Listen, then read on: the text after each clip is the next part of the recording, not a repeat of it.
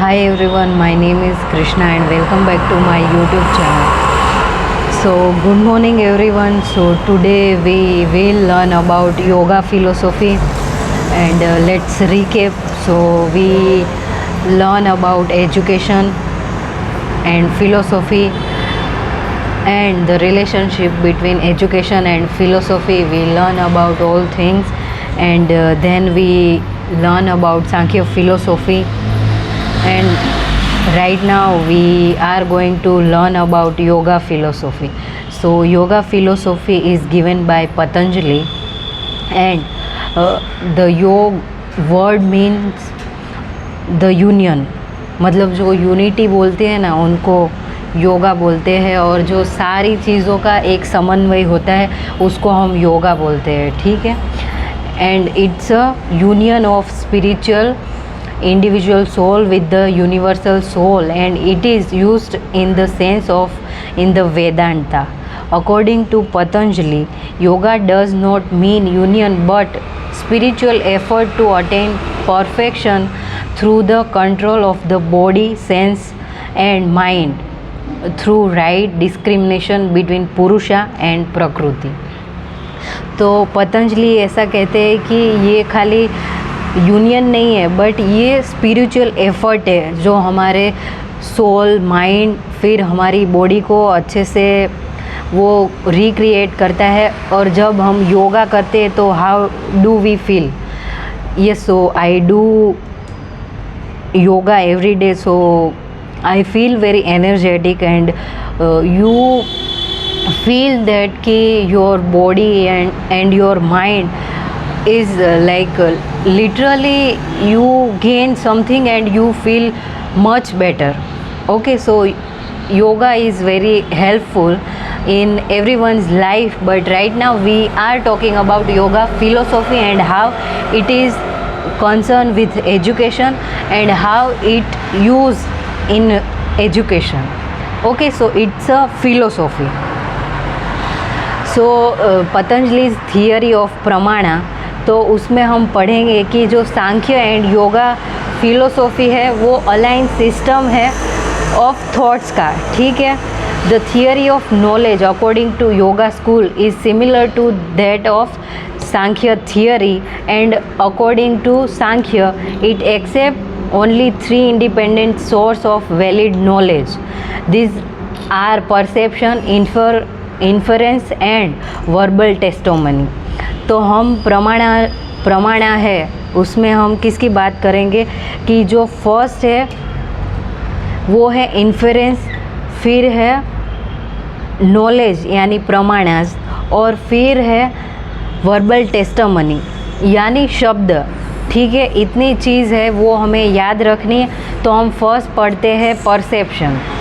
Perception क्या है? तो it is the direct condition of an object through its contact with some sense. When an object like table come in contact with the range of eye and it produces some impression of modification in the sense organ which are analyzed and synthesized by the mind. According to Sankhya, the knowledge of an object take place when there is a reflection of the self, the intellect, which have been modified into form of object. And according to him means according to Patanjali. Okay, so Patanjali is the founder of yoga philosophy. So according to him there are 2 kinds of perception. First is निर्विकल्प and second is सानिकल्प, ठीक है. तो निर्विकल्प में हम क्या बात करेंगे कि जो द निर्विकल्प portraits arise at a first moment, and it is the moment of contact between a sense and its object, its attendance to all mental analysis and synthesis of data, ठीक है. और सानिकल्प उसमें हम बात करेंगे कि ये रिजल्ट है of analysis and synthesis and interpretation of senses data by the manas and और द बॉडी। ठीक है। और सेकंड है इन्फरेंस। इन्फरेंस में हम पढ़ेंगे it is regarded as the knowledge of one terms of relation which is not perceived through the other, which is perceived as a known to be invariable related to first. In inference, what is perceived lead us to the knowledge, or what is unperceived through the knowledge of the universal relationship between the two. और सांख्य philosophy के मुताबिक inference है वो दो भाग में divide किया जाता है। फर्स्ट है वीता और अवीता, और वीता है उसको भी हम दो हिस्सों में डिवाइड करेंगे। फर्स्ट है पूर्वावत और साम्यक दृष्टा। ठीक है। तो फर्स्ट हमें याद रखना है, फर्स्ट हमें ये याद रखना है कि vita is based on universal affirmation proposition and avita is based on universal negative proportion. ठीक है।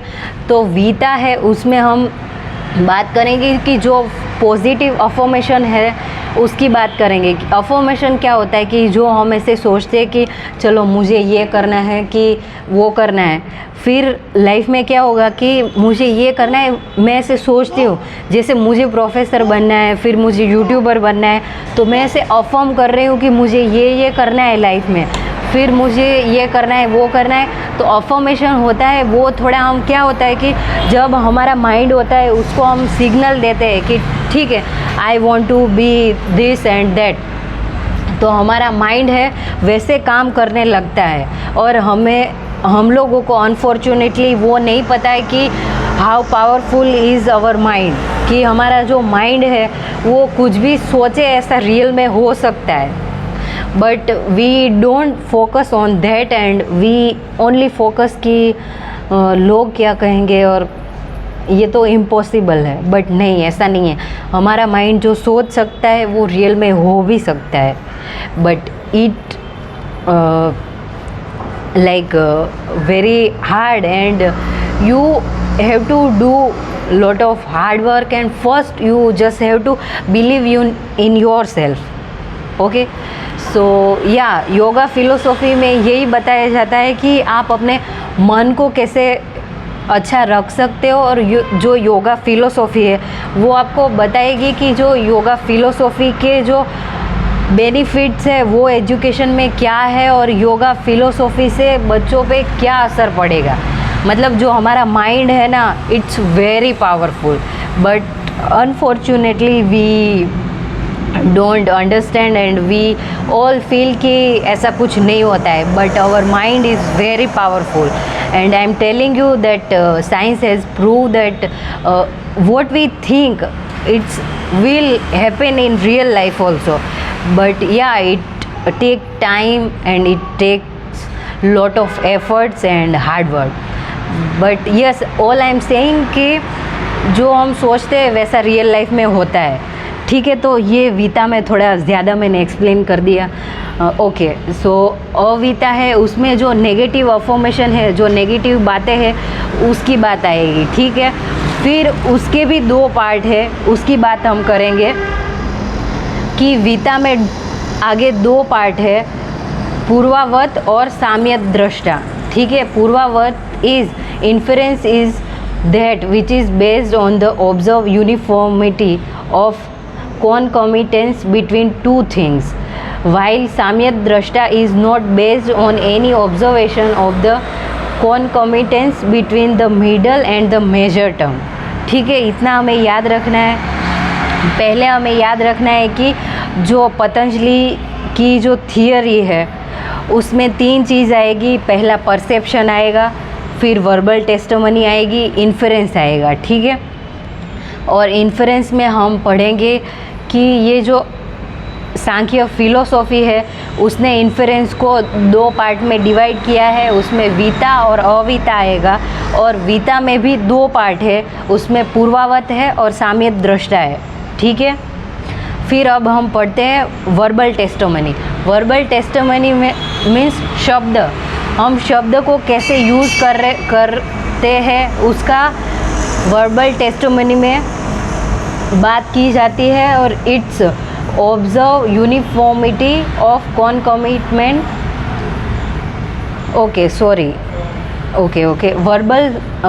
verbal testimony is of the knowledge of object derived through the words, it's known as शब्द। मतलब जो हम शब्द से जो समझते हैं और जो नॉलेज पाते हैं उसको हम वर्बल टेस्टिमनी कहते हैं। ठीक है, इतना हमें याद रखना है कि जो पतंजलि की थियरी है वो 3 पार्ट में डिवाइड है। फर्स्ट प्रमाणा है, फिर इन्फरेंस है, उसमें भी आगे सांख्य फिलोसॉफी ने उसको 2 पार्ट में डिवाइड किया है, वीता एंड अवीता। फिर वीता में भी 2 पार्ट है, फर्स्ट है पूर्वावत एंड साम्यक दृष्टा। ठीक है, फिर है वर्बल टेस्टिमनी यानी शब्द। फिर आगे हम पढ़ते हैं कि जो हमारा योगा है उसका 8 फोल्ड पाथ है, मतलब कि ये जो योगा है वो कैसे काम करेगा, तो वो पाथ है वो 8 फोल्ड है, मतलब 8 स्टेप है उसमें। तो फर्स्ट स्टेप है कि यम है, नियम है, आसन, प्राणायाम, प्रत्याहार, धारणा, ध्यान एंड समाधि। ठीक है, ये हिंदी वर्ड है और आपको वैसे ही याद रखने हैं क्योंकि इंग्लिश में इसका ट्रांसलेशन नहीं दिया है, तो आपको ऐसे ही याद करके रखना है। ठीक है, तो फर्स्ट जो हम बात करते हैं यम, तो यम है वो क्या है कि ये एब्सटेंशन है और it includes a wow of Jainism. तो जो जैनिज़्म है उसका जो वाव मतलब वो जो शब्द होते हैं उसका इसमें यूज़ होता है, उसमें आएगा अहिंसा, सत्य, अस्तेय, ब्रह्मचर्य और अपरिग्रह। फिर है नियम। नियम मीन्स जो हमारा सेल्फ कंट्रोल और जो सेल्फ कल्चर है उसको हम नियम बोलेंगे। ठीक है, फिर आसना है, उसमें क्या आएगा कि ये एक पोस्चर है और जैसे मैं अभी बैठी हूँ यहाँ पे, तो ऐसे मैं समाधि में बैठी हूँ और ये एक पोस्चर है। ठीक है, फिर प्राणायाम। प्राणायाम मीन्स जो हम ब्रीदिंग एक बार अंदर लेते हैं फिर हम ब्रीदिंग को आउट करते हैं। ठीक है, तो उसको हम प्राणायाम बोलते हैं। और फिर आगे है प्रत्याहार। तो प्रत्याहार है, उसमें क्या करना है कि जो हमारी सेंसेस है उसको हमें कैसे कंट्रोल करना है। ठीक है, और धारणा में आएगा कि it's regarded as the fixation of mind in the body object of meditation and here the mind is regarded as steadfast. Okay, तो धारणा में ये आएगा। और फिर ध्यान मीन्स जो हम मेडिटेशन करते हैं कि एक जगह पे हम बैठे हैं और फिर ऐसे हम खाली ऐसे ही बैठे हैं और we try to control our thoughts but we can't, but yeah, by meditation we can do this. Okay, and last stage is 8-fold path and 8 part is samadhi. तो समाधि क्या है कि it's regarded concentration and the mind is completely absorbed in the object of meditation.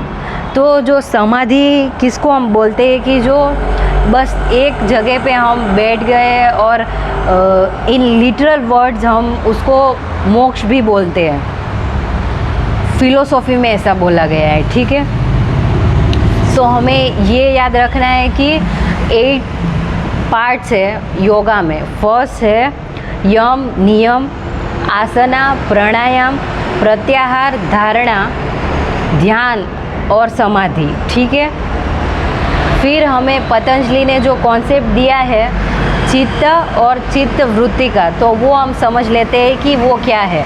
तो ये जो चित्त है, चित्त मतलब हमारा जो मन माइंड है उसके बारे में बोला है, और जो ये चित्त वृत्ति है उसको क्या हम बोलते हैं, ये जो वृत्ति है उसको हम मॉडिफिकेशन इंग्लिश में बोलते हैं। ठीक है, और चित्त मीन्स हमारा जो मन है और जो अंतःकरण हमारे मन में अंदर से जो आता है उसको हम मन बोलते हैं। ठीक, और चित्त भी बोलते हैं।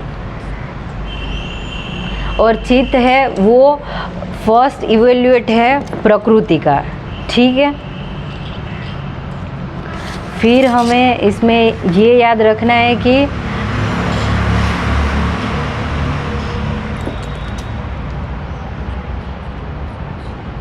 और chitta is referred as the physical medium for the manifestation of spirit. और चित्त है उसमें हम क्या पढ़ेंगे कि जो 5 काइंड ऑफ मॉडिफिकेशन है उसमें राइट कॉग्निशन आएगा, फिर वर्बल कॉग्निशन आएगा, रॉन्ग कॉग्निशन आएगा, एब्सेंस ऑफ कॉग्निशन आएगा और मेमोरी आएगा, ठीक है।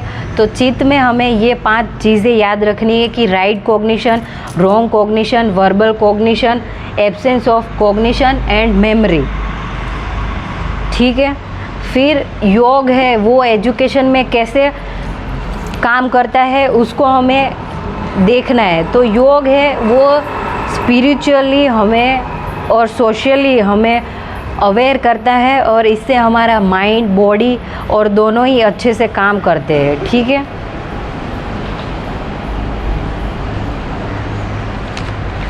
फिर आगे हम पढ़ेंगे कि ये जो एम्स ऑफ एजुकेशन है वो क्या है। तो the aim of education according to the yoga is the comprehensive development of human personality and also to make human child free from bodily, mentally and supernatural miseries। तो योगा फिलोसॉफी के according education है वो कैसा होना चाहिए कि हमारा जो एजुकेशन सिस्टम है वो हमें मेंटली, बॉडीली और जो हमारी सोशल लाइफ की जो मिजरीज, जो प्रॉब्लम है उससे हमें दूर रखे, क्योंकि we all go through the all problem. So yoga philosophy ऐसा कहती है कि हमें इनसे जो हमारे स्टूडेंट है उसको बाहर निकालना है, ठीक है। फिर मेथड ऑफ एजुकेशन कैसी होनी चाहिए, तो उसमें साइंटिफिक एटीट्यूड होना चाहिए। और ये जो योगा फिलोसॉफी है वो ऐसा बिलीव करती है कि हमें किसी चीज़ में भी डिस्क्रिमिनेशन नहीं करना है। डिस्क्रिमिनेशन मीन्स कि आप ऐसे नहीं बोल सकते कि ये बच्चा ज़्यादा होशियार है और इसको थोड़ा कम आता है तो ये दोनों अलग अलग है, फिर तो हम ऐसे डिस्क्रिमिनेशन नहीं कर सकते बाय क्रीड, कलर और कास्ट। मतलब किसी भी कास्ट से बच्चा आता हो वैसे भी हम नहीं कर सकते। फिर वो कैसा दिखता है, उसकी मेंटल हेल्थ कैसी है, वैसे हम बच्चे को जज और डिस्क्रिमिनेट नहीं कर सकते। इसलिए क्योंकि स्कूल में और कॉलेज में हमें ऐसा सिखाना है कि all students are the same और we have to treat them equally, okay. और योगा फिलोसॉफी का भी यही कहना है। और रोल ऑफ टीचर इसमें द ग्रेट इम्पोर्टेंस टीचर का रहेगा। फिर ये जो टीचर है is not only guide but it also demonstrator. मतलब वो खाली गाइड नहीं होना चाहिए बट वो डेमोन्स्ट्रेटर, यानी वो डेमो करके दिखाए बच्चों को कि ये चीज़ ऐसे होती है, ये चीज़ वैसे होती है, तो सारा करके दिखाए, ऐसा होना चाहिए, ठीक है। और टीचर है उसमें नॉलेज होना चाहिए, पावर होना चाहिए और पावर ऑफ एक्शन होना चाहिए, ठीक है। और जो रोल ऑफ स्टूडेंट है उसमें आएगा कि जो स्टूडेंट है वो क्योर रहेगा और फिर without teacher nothing can be obtained by the student. तो ये टीचर की जिम्मेदारी है और स्टूडेंट की भी जिम्मेदारी है, ठीक है। और करिकुलम कैसा होना चाहिए, तो करिकुलम है वो साइकोलॉजिकल और फिज़िकल दोनों ट्रेनिंग देना चाहिए। मतलब हम साइकोलॉजी को अभी थोड़ा इम्पोर्टेंस देते हैं but in other countries there is one subject and they all have one psychologist and in every school and college they have one psychologist who help student to their personal problem like anxiety, stress and any other problem. Okay, तो अभी India में ये नहीं है, but yoga philosophy का ऐसा कहना है कि फिज़िकली और मेंटली वो दोनों काम कर सके वैसा करिकुलम होना चाहिए। ठीक है, फिर लिटरेचर भी होना चाहिए, और जो बच्चा है वो मोरल वैल्यूज़ को समझे वैसा भी करिकुलम होना चाहिए। ठीक है,